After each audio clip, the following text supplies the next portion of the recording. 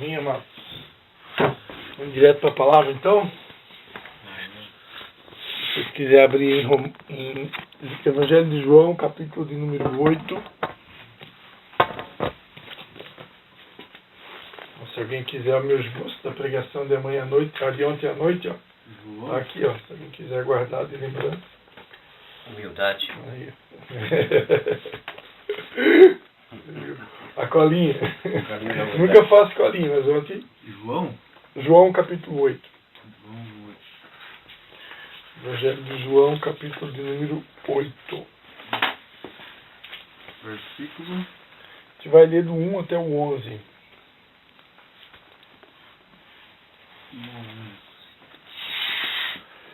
E aí, seu MacGyver, né? O bom filho retorna a casa, né? É isso aí. Quer acompanhar aí, MacGyver? Eu nem enxergo, acho que Nem enxerga. ela pequenininha ainda. Posso ler aí?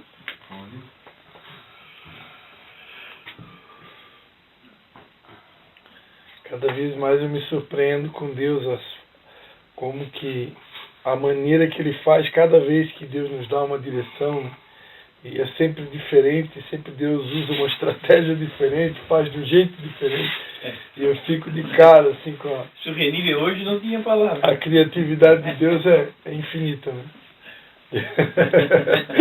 Ainda bem que ele veio semana passada que era eu. O Reni não deixou de falar? É, ele gosta dele. Não, Quem conheceu o Reni antes? O Reni era meu aluno da escola de líderes. Ele ficou firme até o final. Ficou firme até o final.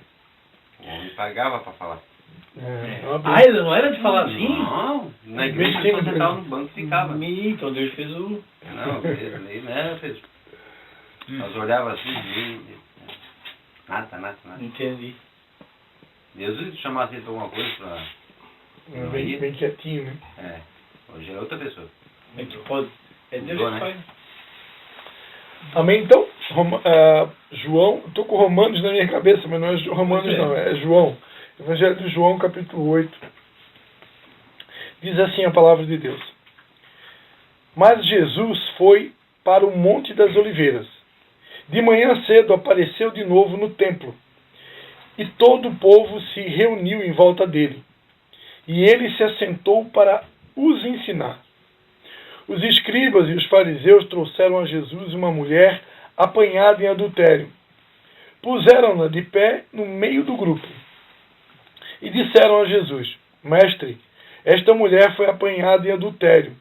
Na lei nos ordenou Moisés que tais mulheres sejam apedrejadas. Ora, o que dizes? Eles usavam esta pergunta como uma armadilha, para terem de que acusá-lo. Mas Jesus se inclinou e começou a escrever na terra com o dedo. Como insistissem na pergunta, ele se endireitou e disse: Aquele que dentre vós está sem pecado, seja o primeiro a lhe atirar uma pedra. Inclinando-se novamente, escrevia na terra.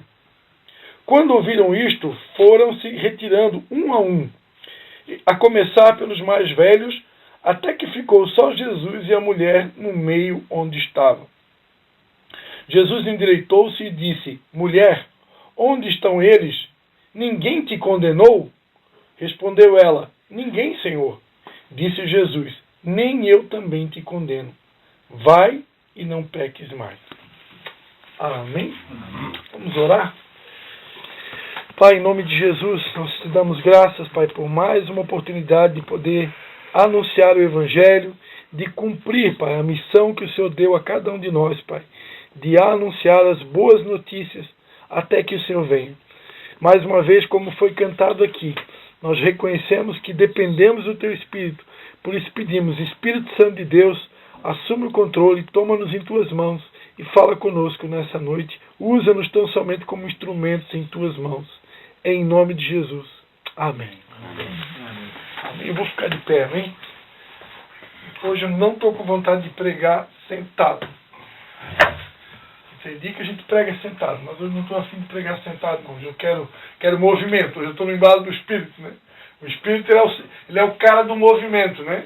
No princípio, quando Deus criou os céus e a terra, o Espírito de Deus se movimentava, né, sobre a face das águas. Então ele é o cara do movimento. Então, quando a gente está tomado pelo Espírito, geralmente a gente está se movimentando. Amém? Amém. Então, queridos, essa passagem que eu acabei de ler para vocês é uma passagem muito conhecida, né? Hoje, estudando um pouco mais detalhadamente essa passagem, eu descobri algo que eu não sabia, né? Segundo alguns teólogos, parece que existem alguns manuscritos antigos que não tinham esse texto, né?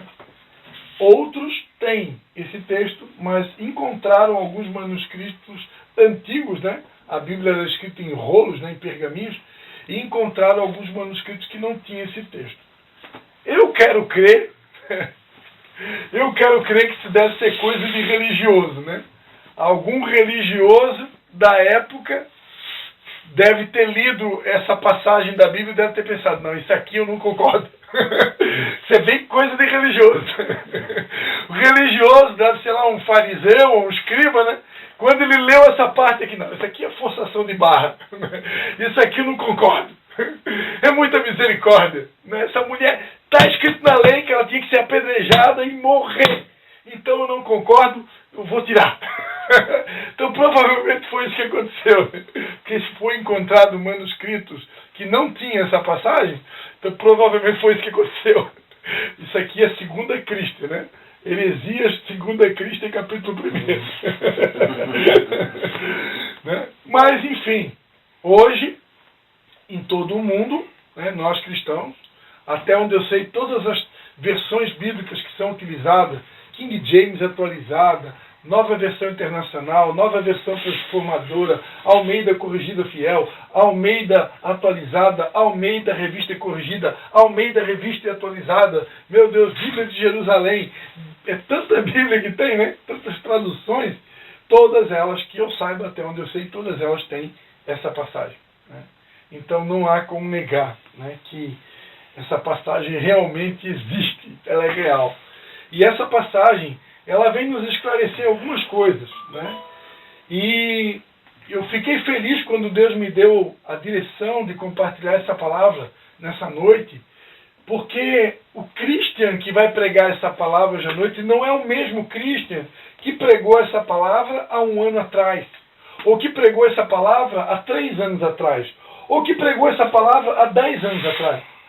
Porque cada vez que a gente prega, né, Deus vai, como nós somos considerados na Bíblia, nós somos chamados de obra de Deus, né? A Bíblia também chama a gente de pedras vivas. Então a verdade é que a gente faz parte de uma grande construção, onde eu preguei aqui que Jesus ele é a pedra angular, ou seja, ela é a pedra fundamental, ela é a pedra principal dessa construção. No entanto, nós todos somos pedrinhas, né, dessa obra. E como nós estamos em obras, então o Cristo de hoje não é o mesmo Cristo de ontem. Né? O Cristo de hoje não é o mesmo Cristo de 10 anos atrás. O Cristo de 10 anos atrás ele tinha um conhecimento que ele adquiriu até os meus 40 anos de idade. Agora o Cristo que está pregando hoje é o Cristo dos 50 anos. Então, nesses intervalos de tempo, muita coisa a gente aprendeu. Né? Então, por isso, eu tenho certeza que algumas coisas que eu vou compartilhar com vocês aqui hoje à noite vai ser bem diferente do que eu preguei, quem sabe, essa passagem aqui há 10 anos atrás. Né? Então, amados, é uma passagem conhecida. Né? Uma passagem que fala que Jesus Cristo ele tinha ido para a montanha, né? A Bíblia está cheia de passagens que mostram que Jesus gosta de montanha, né? E ele foi lá para a montanha dos legendários, chamada montanha do Getsemane, a montanha do Jardim das Oliveiras, e depois ele desce da montanha e vai para a igreja. Né? E lá na igreja, quando ele estava no templo, todo o povo se reuniu em volta dele. E a Bíblia diz que ele se assentou para ensinar. Né? Jesus aqui se assentou para ensinar. Eu hoje quis ficar de pé. Mas Jesus ensinava muitas vezes sentado. Né? E não tem nada de errado. Você pode ensinar sentado, pode ensinar em pé. A forma que você ensina não quer dizer muita coisa. Né? Mas, nessa ocasião, ele estava sentado. Né? e estava ensinando assentado. E naquele momento a Bíblia diz que escribas e fariseus trouxeram a Jesus uma mulher que tinha sido pega em flagrante adultério. Quem são escribas e fariseus, né? Escribas e fariseus eram considerados doutores da lei. Eram os caras que conheciam, né? Era o rabinato da época, eram os mestres da lei. O escriba era aquele que transliterava a lei, aquele que escrevia nos pergaminhos, né? Então, essa categoria de religioso eram os caras que mais conheciam de Antigo Testamento, mais que conheciam das leis de Moisés, né? A famosa Torá ou Pentateuco, que são os primeiros 5 livros de Moisés. Então eles sabiam de cor e salteado. Então era gente que conhecia de Bíblia, né? E foi exatamente esse povo que conhecia de Bíblia, que conhecia de Antigo Testamento, porque o Novo ainda não havia sido escrito. Eles se apresentam diante de Jesus com uma mulher que havia sido pega em flagrante adultério. E a Bíblia então diz que esses religiosos colocam essa mulher de pé no meio do grupo. Então imagina como a gente está aqui hoje em forma de círculo, né? Imagina um círculo de homens, né? Ali todos, uma grande parte conhecedores da lei, conhecedores das escrituras. Jesus estava junto, sentado, e aí então coloca no meio uma mulher, né? Imagina aqui. Olha lá, Lucas, vamos interpretar aqui. Hoje o Lucas é a mulher adulta. Então imagina, né? Jesus sentado, os outros camaradas ali em pé, e botaram a mulher no meio, né? E aí quando colocaram a mulher no meio do grupo, em pé no meio do grupo, perguntaram para Jesus, né? Então Pedro hoje é Jesus, né? Aí perguntaram para Jesus, disseram a Jesus, mestre, esta mulher aí, ó, essa daí, ó, essa da camisa de verde aí, ó, ela foi apanhada em adultério. Na lei de Moisés, nos ordenou que tais mulheres sejam apedrejadas. E você, o que diz? Pode ser sentar, Lucas. Só para fazer um mini teatro aqui, né? Olha só, eu vou ler para você o que dizia a lei. Eles estão lembrando a Jesus de 2 passagens bíblicas do Antigo Testamento. Uma delas está em Levítico, capítulo 20, versículo 10. Eu vou ler aqui para você. Levítico, que fazem parte do Pentateuco, né? Que foram escritos por Moisés, inspirados por Deus, é claro, né?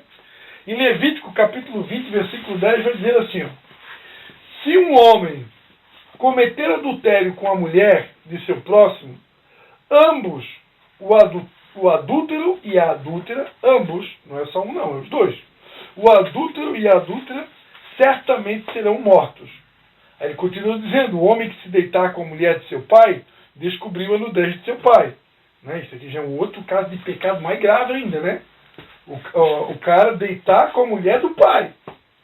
Esse daí, ambos também serão mortos, e o seu sangue será sobre eles. Aí continua, né? Se um homem se deitar com a sua nora, pô, tem isso também? Cara, ir pra cama com a nora? Ambos certamente serão mortos. Cometeram perversão e o seu sangue será sobre eles. Se também um homem dormir com outro homem, isso também tem? Homem com outro homem? Né? Está na Bíblia? Hoje é o que mais Está na Bíblia? Como se fosse com mulher, ambos fizeram abominação. Certamente serão mortos, e o seu sangue será sobre eles. E aí continua, né? Se um homem desposar ao mesmo tempo uma mulher e a mãe dela, é maldade. A ele e a elas queimarão com fogo, para que não haja, porque aí também é demais, né? Poxa, um homem desposar ao mesmo tempo a sua mulher e a mãe dela. A pessoa, o cara, ir para a cama com a mulher dele e mais a mãe dela. Aí aqui nesse caso aqui é botar fogo. Isso dizia a lei. A lei dizia assim. Né? Deuteronômio 22, 22.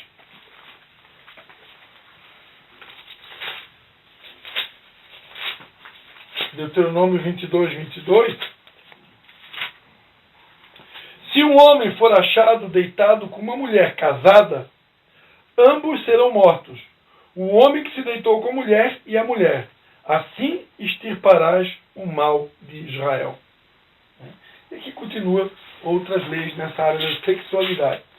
Então estava previsto na lei. E essa lei, ela foi escrita por intermédio de Moisés, foi dada a Moisés, no entanto, ela veio de Deus. Foi Deus que deu a lei. E eu gostaria de lembrar a vocês uma coisa que, quando eu aprendi, estudando teologia, eu achei fascinante, né? A lei, até os dias de hoje, ela sempre foi interpretada como algo ruim, né? Como algo chato, né?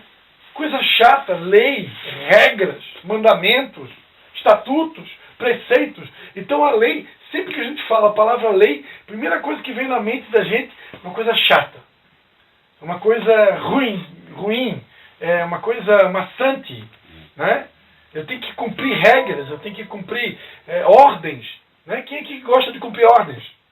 Quem é que gosta de cumprir regras, né? O ser humano geralmente ele foge de ordens, instruções, regulamentos, né? Parece uma coisa chata, parece uma coisa maçante. E eu descobri que a lei nada mais é do que uma cerca de proteção. A lei é um conjunto de mandamentos, instruções que Deus criou para proteger o homem. Vou dar um exemplo. Como é que eu faço? Eu tenho uma filha de 18 anos. Eu sou pai. Como é que eu faço para proteger essa filha no mundo que a gente vive hoje? Eu vou colocar regras. Volta para casa cedo. Não ande sem a companhia de alguém. Não pegue um táxi sozinha, né? Eu vou começar a colocar instruções, regras. Para quê? Porque eu sou chato? Porque eu não gosto da minha filha? Porque eu odeio ela? Ou porque eu amo ela e estou tentando proteger ela do perigo? Como é que você faz com seus filhos? Não é assim que a gente faz? Então, isso o que é? Isso é amor. Então, quando Deus criou a lei, Deus não criou a lei porque Deus é chato, porque Deus não gosta de nós, porque Deus tem prazer em colocar regrinhas e mandamentos para... Não, Deus criou a lei porque Ele nos ama. A lei foi uma demonstração do grande amor de Deus. Muitas vezes nós interpretamos a lei de uma maneira errada. A lei não é uma coisa ruim, a lei é uma proteção. Deus criou ela para nos proteger do pecado, porque a Bíblia diz que o salário do pecado é a morte. E aqui a gente viu, né? Literalmente, o salário, ou seja, a recompensa do pecado na área sexual, por Deus foi estabelecido como morte. A recompensa. Cometeu esse tipo de pecado, adultério, morte. Essa era a recompensa, literalmente. Aqui a gente entende. O engraçado é que isso daí o Jesus, vai e não peque mais, né? Ajudou. Mas existe uma situação que eu aprendi no estudo bíblico quarto agora, que eu não sabia, que no Velho Testamento tu podia olhar para a mulher e cobiçar, não era pecado. Era só se tu deitar com ela. Tipo, se tu olhar e passar uma mulher e tu olhar, não diz um versículo que fala que é pecado. Daí Jesus veio e disse, só olhar, a partir de agora, só olhar já adulterou. E no Velho Testamento não. Só que daí também ele trouxe a graça, né? Então tem a graça, né? Antigamente no Velho Testamento não tinha graça, que nos salva. Tudo bem, mas é pecado. Jesus, ele mudou a... Na verdade, a graça sempre existiu. Mas não era só uma coisa que eu aprendi também estudando hoje, é que quando Jesus Cristo ele vai dizer, né? Não pense vocês que eu vim para extinguir a lei, mas eu vim para cumprir a lei, né? E aí ele vai dizer, eu digo para vocês que se a justiça de vocês não exceder a justiça dos escribas e fariseus, de maneira alguma vocês vão herdar o reino. Mais ou menos isso ele fala. Mateus, deixa eu ver aqui rapidinho, bem no comecinho do...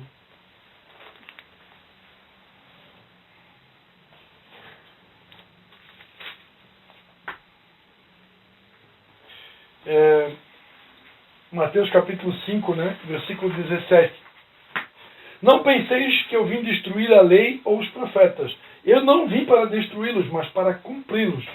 Em verdade vos digo que até que o céu e a terra passem, nenhum jota ou tio se omitirá da lei, sem que tudo seja cumprido.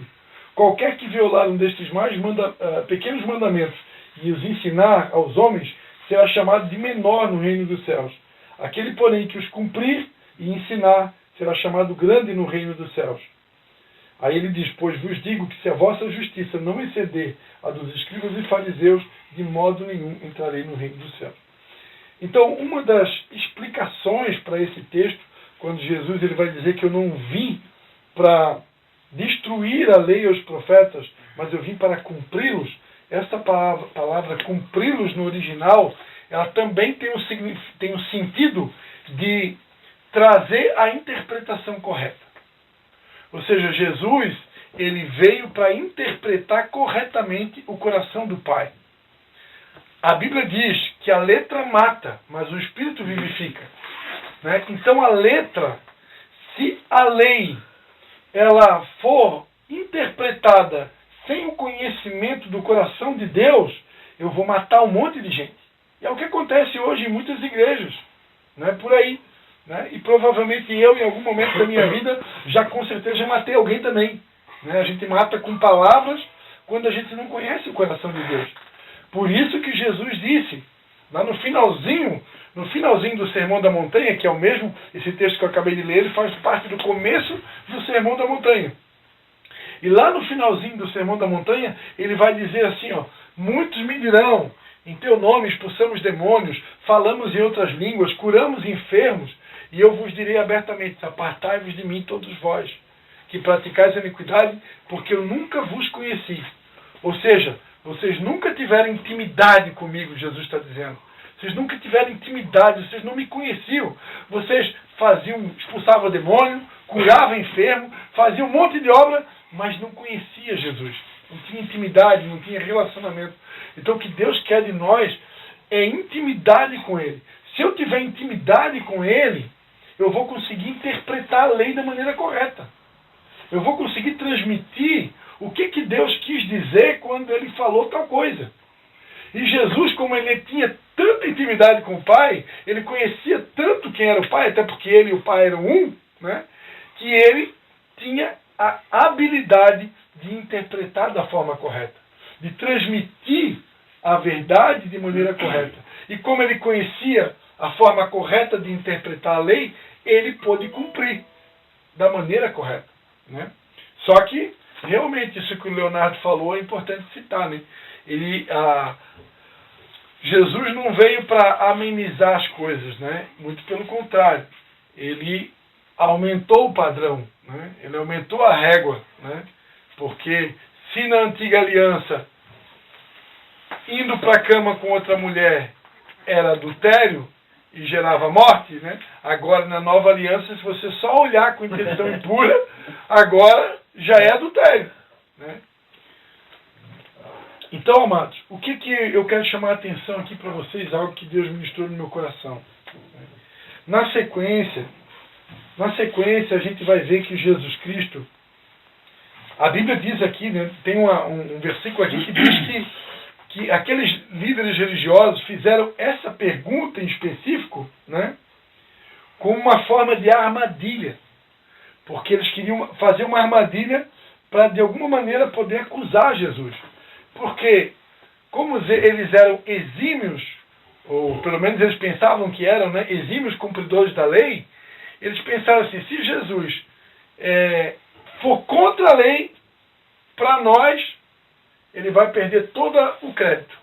Né? Vai perder todo o crédito, porque esse cara nunca que pode ser o Messias, o cara está indo contra a lei.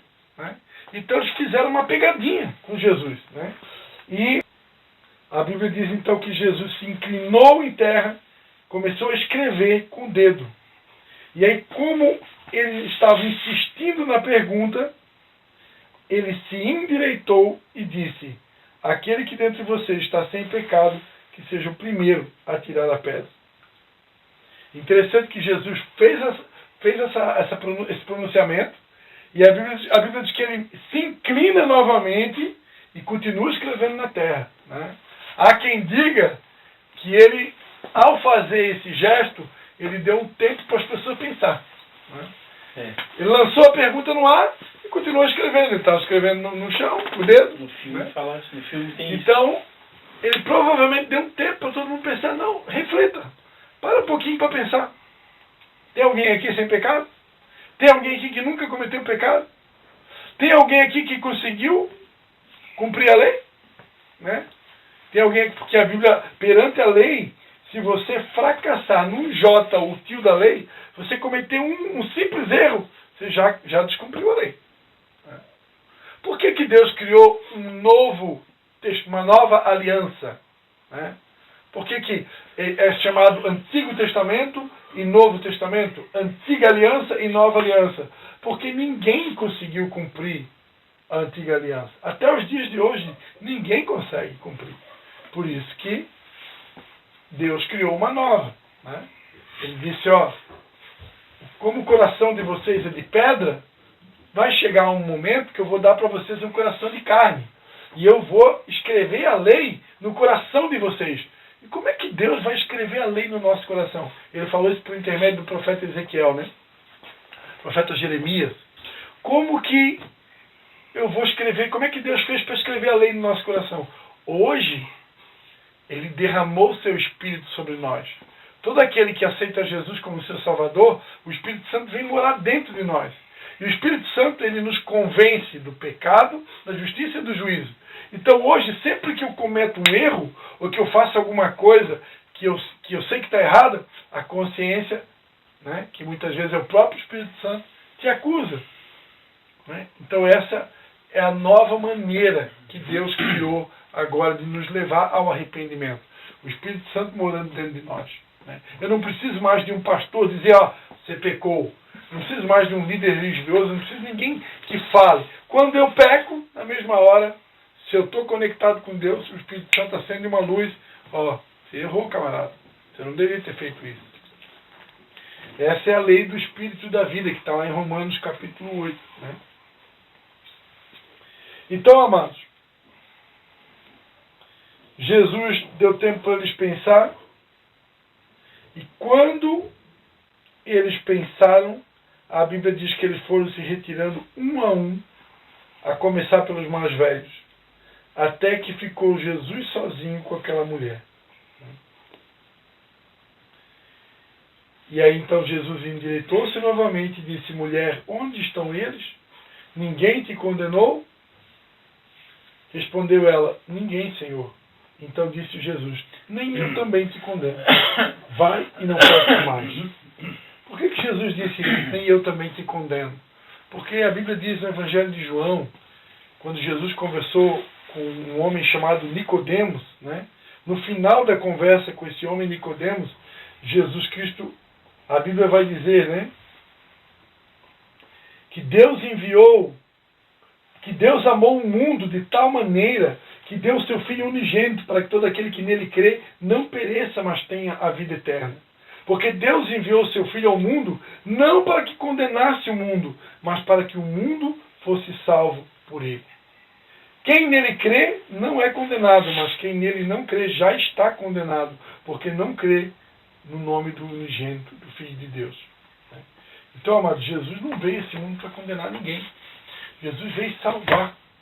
A Bíblia diz que Deus amou o mundo de tal maneira, Ele nos amou tanto, que Ele enviou o Filho para morrer em nosso lugar, para que todo aquele que nele crê não pereça, ou seja, não morra, não seja destruído, mas tenha a vida eterna. Então Deus nunca quis destruir ninguém.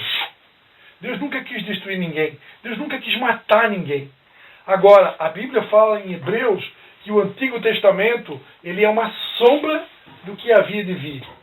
Então, se Deus deixou lá na lei uma sombra, um registro, uma instrução, uma informação de que a pessoa que fosse pega em adultério deveria ser apedrejada, então por que Deus deixou essa instrução? Por que Deus criou essa lei? Hoje nós estamos numa nova aliança, mas na antiga funcionava dessa maneira. Por quê? Porque Deus, queridos, é isso que Deus ministrou comigo hoje. Deus queria que todos nós soubéssemos o quão grave é esse pecado. O quão grave é o adultério. A Bíblia tem um texto em Malaquias que diz que Deus, durante muito tempo, você escuta pregadores dizendo que Deus odeia o divórcio. Mais recentemente, estudando essa passagem de Malaquias, você vai descobrir que a tradução correta não é divórcio. A tradução correta é repúdio. A maior parte das versões bíblicas não tem a palavra divórcio, tem a palavra repúdio. E aí dá uma diferença muito grande quando a Bíblia diz que Deus odeia o repúdio. E o que é repudiar, né?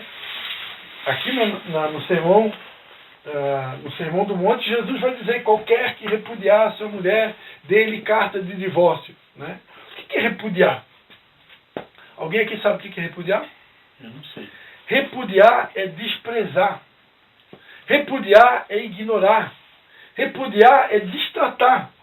Então, Deus odeia o repúdio. Deus odeia alguém que é casado e fica desprezando o seu cônjuge, fica destratando, fica maltratando, entendeu? Isso Deus odeia. Então é preferível que nunca tivesse casado. Se é para casar e ficar tratando mal, então por que tu casou, cara? Entendeu? Tu nunca devia ter casado.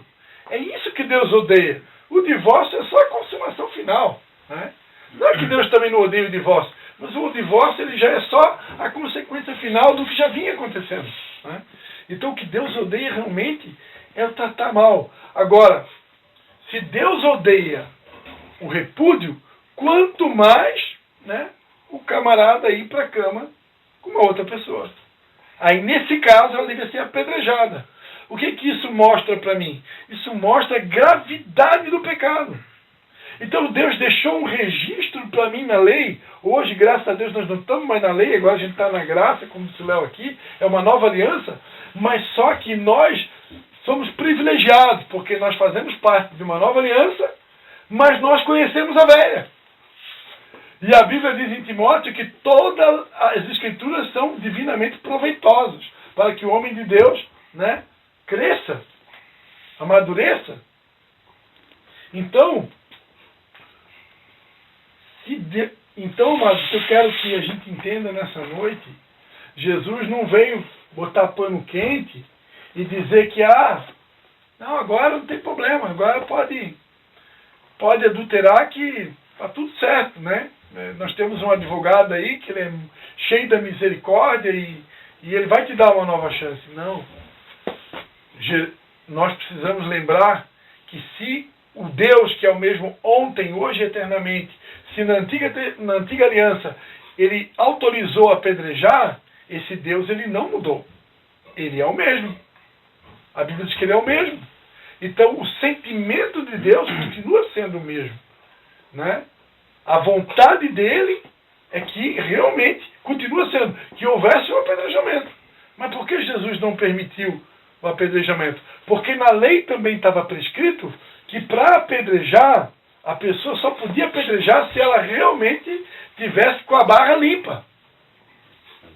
Mas ninguém ali daquele grupo tinha barra limpa, porque nenhum deles teve coragem. Se tivesse um naquele meio que tivesse com a barra limpa, perante a lei ele podia apedrejar. Mas por que ninguém apedrejou? Porque não tinha um. E a Bíblia diz que não há um justo sequer. Não há um justo. O único que foi totalmente justo, e por isso conseguiu cumprir a lei totalmente, foi Jesus. Foi o único. E sempre será o único. Né? Então, amados, por que Jesus liberou aquela mulher? Porque tem uma coisa na lei. O principal da lei, Jesus ensina que é a misericórdia, a justiça e a fé. A lei tem suas prioridades. E a misericórdia, conforme está escrito em Tiago, ela sobrepuja o juízo. Ela sobrepuja a justiça. Porque se a gente pudesse botar numa balança entre a justiça de Deus e a misericórdia de Deus, nessa balança a misericórdia pesa maior. O peso dela é maior.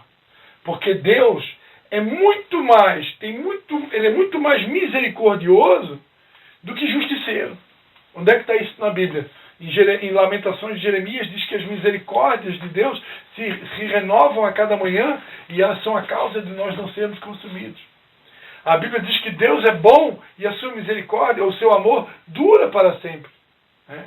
365 vezes aparece no Antigo Testamento a palavra Esed ou Chesed, que significa a misericórdia ou o amor constante, leal e fiel de Deus, né? Ou seja, o Deus que nós servimos, muito mais do que justiceiro, ele é misericordioso. Por isso está escrito, misericórdia quero e não sacrifício. O que Deus mais quer de nós é a misericórdia. Só para encerrar, tem uma passagem na Bíblia que eu acho tremenda, quando o profeta ele comete um erro diante de Deus e ele vai até Deus fazer uma pergunta. Isso está em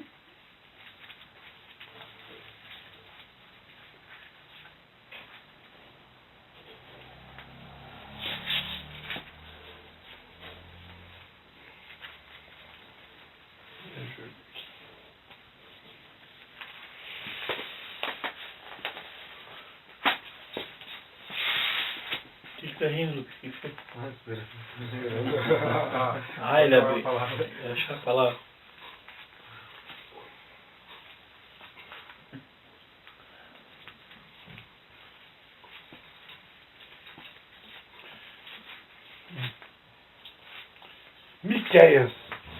Miqueias, capítulo de número 6. Tem uma passagem que aqui é Antigo Testamento, né? Antiga Aliança, e olha só o que está escrito aqui, Miqueias capítulo 6, a partir do versículo 6. Aqui é como se fosse o profeta falando com Deus, né?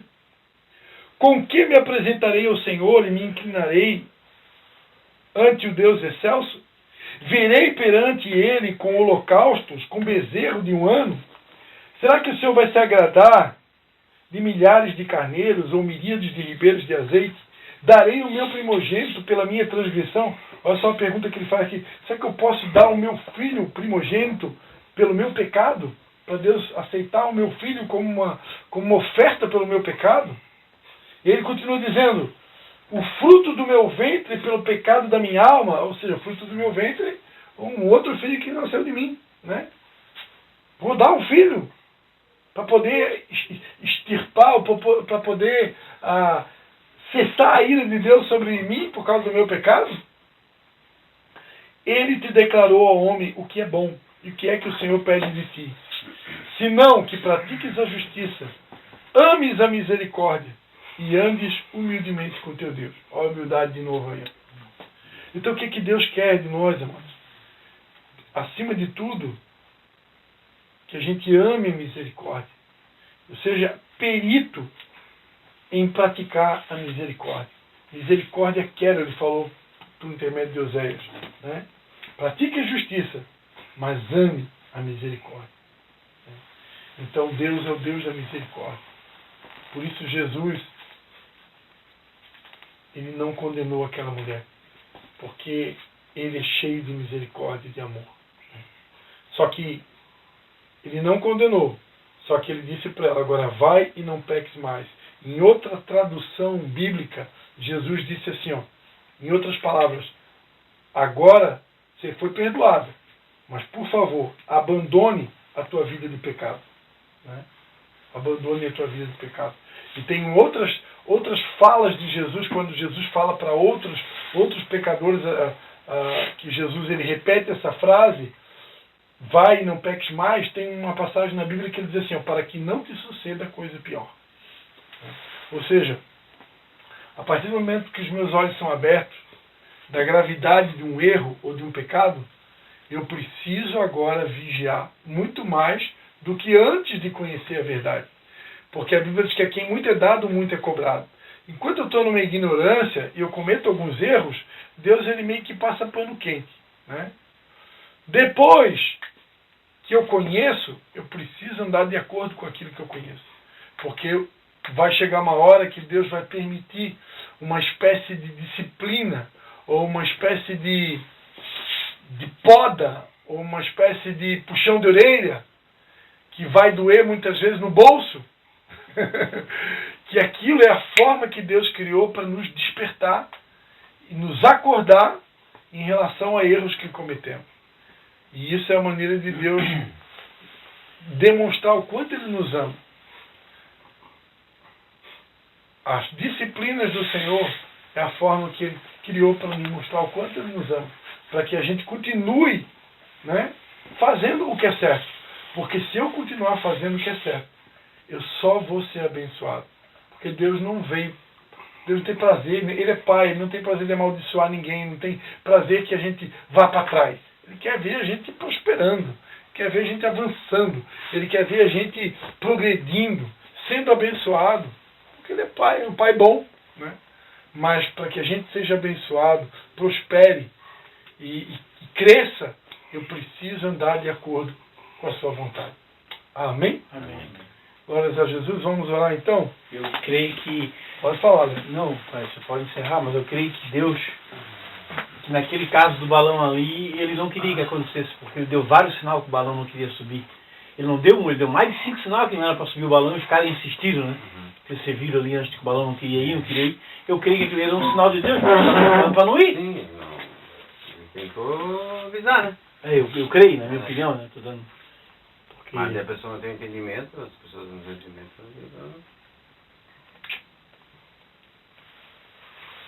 Eu vou fazer uma pergunta. Por que a gente já nasce em pecado? Por que a gente já nasce pecador? Porque a gente já nasce com o DNA de o Adão, DNA né? de Adão. Né? A natureza pecaminosa, ela foi transmitida de Adão até nós. Deus criou o homem Desde para não que- pecar, mas aí... Desde que o Adão pecou, Acabou. essa natureza pecaminosa, ela foi transmitida de geração para geração. Então tu já nasce com o DNA do pecado. Tanto é que uma criança bebezinho, ela consegue reclamar do pai, ela consegue desafiar o pai. Eu lembro da Anne quando ela tinha 1 aninho de idade.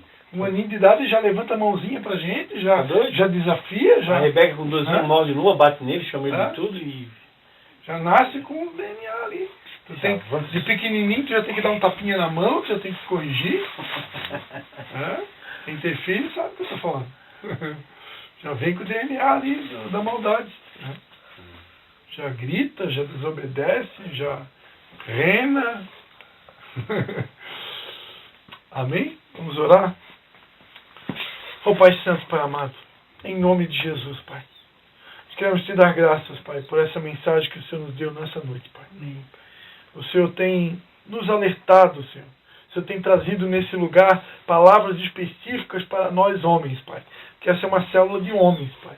E o Senhor tem sido bom conosco, porque o Senhor tem trazido mensagens diretivas, específicas, de acordo com as fraquezas, as tentações, os desafios que todos nós homens enfrentamos no nosso dia a dia, Pai.